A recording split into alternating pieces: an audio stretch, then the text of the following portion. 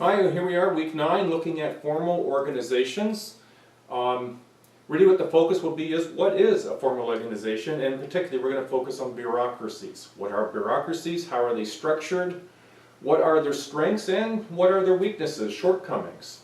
And we'll look at a particular form of bureaucracy called MacDonaldization and what are the strengths and weaknesses of that. And we'll just touch on just briefly an element about where is bureaucracies going in the future. Alright, this will be the second part of this chapter. Hope you're enjoying it. I hope you get something out of this, and we'll look forward to seeing you next week. Bye now. Okay, let's look at formal organizations then. Now, formal organizations are highly structured secondary groups for the purposes of achieving specific goals, and they're the most in the most efficient manner, as is the game plan. So when you think about this organization, you sort of see it as a hierarchy, and there's fewer people at the top as there is at the bottom.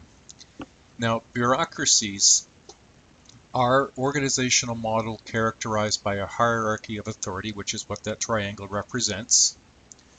And it has a clear division of labor. It has very explicit rules about who does what under what circumstances, and there are procedures about how to do things. And also in bureaucracies, there's this element of impersonality in personal manners. That is to say, don't worry, it's not personal, it's just business. Well, it might be personal, but we're not going to treat it that way, and that's what impersonality means. And we're going to look at the characteristics and the shortcomings of bureaucracy as well. We're also going to look at MacDonaldization. Okay, so when we think about formal organizations, you can consider corporations, schools, government agencies, police services, hospitals, all as being a part of this. So let's look at characteristics of bureaucracies. What are they? Now, we're going to look at what they are. So for the foremost, formal characteristics are highly organized, they're efficient, productivity is salient, and what is it that bureaucracies strive for? So when we think about bureaucracies, one of the first things we come up with is the division of labor. Each member has a specific status, each member has certain assigned tasks to fulfill, that each person needs to fulfill their tasks in order for the full project or full function to be completed. It requires the employment of specialized experts who are responsible for the effective performance of their duties. So everybody who has a role has to be fulfilling a specific role, and that some roles are more specialized than others and need higher education, perhaps in some cases, in order to do those roles, and other roles maybe need less qualifications, in which case the people hired meet those expectations. So, for example, in college, you have people who are involved in terms of the division of labor who are administrators, you have CEOs, you have deans, you have academic deans, you have administrative deans, you have associate deans, and you have coordinators. You have support people, and they're involved with providing services, whether that be student services or administrative services. And then you have faculty, both part-time, full-time, sessional, partial load, all parts of these divisions of labor. Everybody has a role and responsibility, and varying degrees of responsibility requiring varying degrees of education, but all have to fulfill those responsibilities in an effective performance of those duties in order to achieve the overall expectations of what this bureaucracy is intended to achieve, educating students. Now, when you add to that, you have, there we go, hierarchy of authority. You have some people's responsibility are higher up the chain of command, that is based on each lower office being under the control or supervision of a higher one. So when you saw that the first slide in the first image of president and then vices and secretaries and treasurers and such, everybody, there's a hierarchy of authority. There's fewer at the top and there's more at the bottom. So there's few people in the top administrative roles at, say, a college, and there's quite a few more people who are in different degrees of holding that base up, whether they be involved in maintenance, whether they be involved in the delivery of teaching, whether they be involved in the support of students in the libraries. Everybody has a degree of authority, a reporting mechanism who they need to report to, and who's responsible for what group of people. Then we have the third piece, which are rules and regulations. This is the standardized rules and regulations establishing authority within an organization, who can do what, under what circumstances, who can't do this, and who must do this, and who's responsible for these elements of this overall bureaucracy. And are usually provided to members within a written format. Now, normally within this area, you would get a job description. You might have a code of conduct associated with a job, the policies and principles. Frequently, when you start a new job with an organization, you'll be asked to become familiar with the policies and principles. You'll be given a binder that indicates what are the policies and policies and principles of an organization. So you become familiar with them, and it's your responsibility to adhere to them and fulfill your duties with this as your underlying or underpinning rules and regulations. The fourth is qualification-based employment. And really what's going on here is that the organization hires staff members and professional employees based on specific qualifications. Individual performance is evaluated against specific standards, and promotions are based on merit, as spelled out by the personnel policies. So, you're getting education now so that you will qualify for the type of employment that you want. So if you're going into nursing, you can't go and get a job as a nurse without first getting qualified to be a nurse. If you're going into the marine industry, you can't start navigating a boat or working in the engine room until you've met the base qualifications for that employment by getting the proper education and preparing you for that. And so all of that gets done, and it enables the bureaucracy to run more efficiently. You're not getting people who are unqualified doing very qualified jobs, therefore slowing the whole process down. And then lastly is impersonality. And this is the interactions that's based on your status and based on a standardized means of communicating and standardized criteria rather than personal feelings or subjective factors. It's just business. It's not personal, it's just business. It might feel personal, but in a bureaucracy, it's all about getting it's goal-oriented, not worrying about whether you're feeling good about this or not worrying if your toes are sore from having been stepped on. It's about meeting the objectives, meeting the goal, not about whether or not everybody is happy. And that's typical of a lot of organizations and a lot of bureaucracies. Now, what we've described here is the formal characteristics of a bureaucracy, but there are informal structures in bureaucracies. And these informal structures can be described differently. These organizations are made of people, so bureaucracies, whether they're organized and tight and hierarchical or not, they still have people. They're not categories. And so each bureaucracy has an informal structure. The informal structure might be, hey, drop in anytime, my door is always open. It's composed of those aspects of participants' day-to-day activities, the interactions that ignore or bypass or do not even correspond with the official rules and procedures of bureaucracy. However, that might be the written, your door is always open. The reality is it's not open when I need it to be open to share information or thoughts. So the informal structure can be equated to the culture of an organization. And sometimes the culture is not the same as what is written on paper.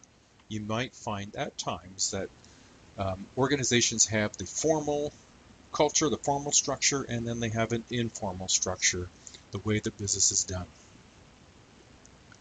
Now, some shortcomings to bureaucracies. Well, let's look at some of the shortcomings. One is inefficiency and rigidity. This is a self-protective behavior where upper management or upper levels, and they have a tendency to keep information close to them. So this blockage of information leads to monopolization of that information by the upper levels. There's upper levels have information that the lower levels don't have, and if they had it, they might be able to do a better job. So there's a tendency that can result in workers and management working at cross purposes. If workers don't have all the information, how are they supposed to be able to do the job better if upper management is keeping that information to themselves, and then the information that they've kept they're wondering why workers aren't doing a good enough job. And so that inefficiency and rigidity about separating the purposes and cross-purposing, workers from management.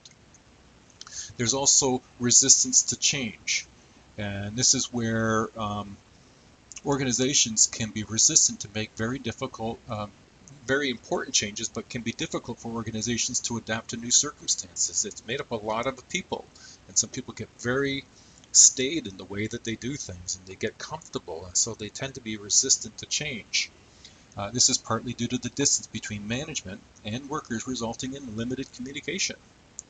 And then one of the other elements about bureaucracies is that because they are made up of people and because they can be inefficient and rigid and resistant to change, there's a tendency to perpetuate inequities between gender, race, and class, because even though times change and their demographic changes, the way that they do business oftentimes is much slower to change, and it perpetuates and has a tendency to perpetuate existing inequities. Now we'll look at this from a different perspective here. The characters that Weber idealized in bureaucracy really put things into a hierarchy, and this is one way you can view that. Now the inefficiencies sit in the background, and organizational structure sit in the foreground. And okay, now I'm going to leave it at that. Now, one of the things that was built off of Weber's characteristics of bureaucracy was something that was introduced as the elements of MacDonaldization. I'm trying to remember the guy's name. I think it was Ritzer, where he looked at MacDonaldization as having this process by which the principles of the fast food restaurant are becoming to be dominant more in more sectors of American society. And this is Ritzer who was indicating this. And he looked at MacDonaldization to have these efficiencies like an assembly line, that everyone had a specific job and that everyone did it in the specific order, and by doing so it became very predictable. And so part of the elements of MacDonaldization included this assembly line efficiency. Calculability was the emphasis that was put on speed and quantity rather than quality. So how fast can we do it? You see it in a lot of fast food places, Tim Hortons included, for example, is that they'll have everybody on a clock. How long does it take to take the order and then deliver the product? As being part of the calculability and taking the standard of quantity and speed rather than quality. The predictability feature is that the more predictable menus become and the more scripted the interaction between customer and employee, the better the predictability that the person comes to expect in a very predictable product. It's standardized, it's scripted, it's what you'd expect, and no surprises. And customers come used to doing that, but businesses are starting to do that more and more as well.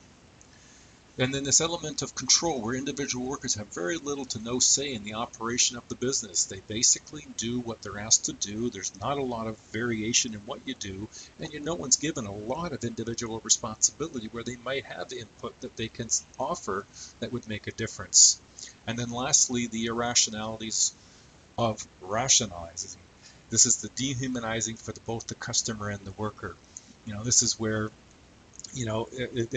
all the interactions seem to be nonsensical. It doesn't matter that the customer is not entirely happy with everything, as long as they're getting their product quickly, and as long as they're getting it enough of it, then we're not really caring as much about how they feel about things either. So this is an argument that Ritzer had around where bureaucracies have been moving toward, is this sort of fast food approach. So in the future, what do we think there might be? Well, it's hard to say, but the movement appears that the changes will occur in response to macro-sociological changes. That is, some broad changes or macro changes may occur. Things like globalization. It's already fully enforced, but the effects of globalization, having companies all over the world sharing information and housed in one country and having work shipped out to other areas and then shipping the finished product back. whether it's people around the table and from different geographic areas, all contributing to the value and the significance of, and in some cases the shortcomings of that product innovation. Technical innovation, where we start seeing more and more interactivity happening with that way that products are being done. You see this occurring already, that organizations are more global and are more innovative, whether they're taking advantage of some innovation based on either poor quality worker support and wages and health and safety concerns, or whether they're starting to ramp up to have quicker and more rapid access to materials and therefore an ability to deliver their products more quickly and more rapidly, because a lot of the businesses are moving towards or taking advantage of information technology as being a product, then more innovation in terms of how to deliver that, including, for example, some of the surgeries that are being taking advantage of the expertise of a very few people around the world to be able to use online surgery that's done across the internet. So I'm in one room in North America using a robot to move instruments that are in another country somewhere else. I'm doing surgery across the ocean without going across the ocean myself. And then lastly would be this increased prevalence in the service economy. With all the innovation moving towards more internet and multimedia and social media focus, more focus is also being put on this service economy. And so we have a lot of potential in terms of where is it going, and that comes with its own headaches and shortcomings.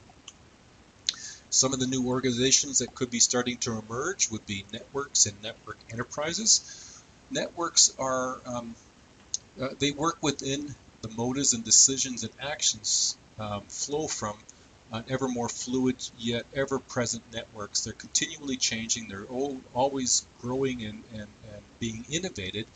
It's the network, not the bureaucracy or the family, that gets things done. For example, the production of open source software such as Linux operating system and Firefox internet browser. These products are created by a network of people who work together with no expectation for profit. And they're not in one location. They are all over the world. They are you, they are I. And some special cases of networks would be Al-Qaeda terrorists and the likes, or the illicit drugs that get in the fields and cocoa fields in Colombia and the poppy fields of Afghanistan to the streets of our cities. And that's done through more complex networks as well. Now, network enterprises, these are businesses which can be companies or parts of companies that join together for specific projects and become the focus of a network. Some of the elements of this is increased flexibility. One can select and change network partners based on cost, efficiency, and technical innovations. Some of the examples of network enterprise is the combination of Ford and Toyota and the Dell computers and how they interact, not as those three together, but Ford and Toyota work together. Dell has its network enterprise. The keys to success is the global internet, the ability to work over and around the world for different parts of what you do at the most efficient and most cost-efficient manner. It's the addition to technology. Cultural and organizational means are necessary, like the entrepreneurial culture. We see the entrepreneurial culture innovating as being an innovative component where somebody gets an idea and develops it rather than sort of passing it on to somebody else. They take it on themselves. A democratic government, presence of well-educated workforce. Now, some of the problems might be, well, where does or how do we protect workers in these sort of more enterprising networks? Is there a place for a union? What happens with individual rights and responsibilities to this whole process? So as much as there's new organizations of the future, we don't really know exactly what implications that will have, just that this seems to be the direction that some of organizations are starting to move. Well, I hope this has been useful for you. I hope it's been helpful. Take care, and we'll see you next week. Bye now.